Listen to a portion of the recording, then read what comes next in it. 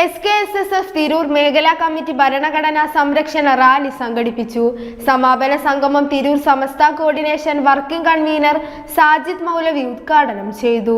വഖഫ് കയ്യേറ്റ നിയമം പിൻവലിക്കുക, മൗലികാവകാശം സംരക്ഷിക്കുക എന്ന ശീർഷകത്തിലാണ് ഭരണഘടനാ സംരക്ഷണ റാലി സംഘടിപ്പിച്ചത്. വൈകിട്ട് തിരൂർ റിംഗ് റോഡിൽ നിന്നും ആരംഭിച്ച് താഴെപ്പാലം വഴി സെൻട്രൽ ജംഗ്ഷനിൽ അവസാനിച്ചു.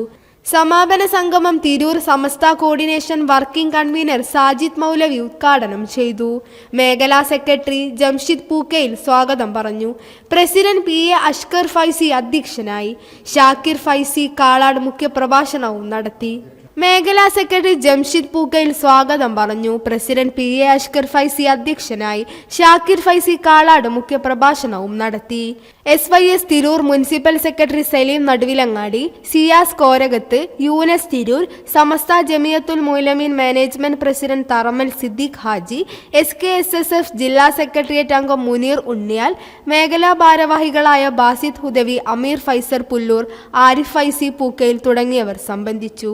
News bureau Tirur.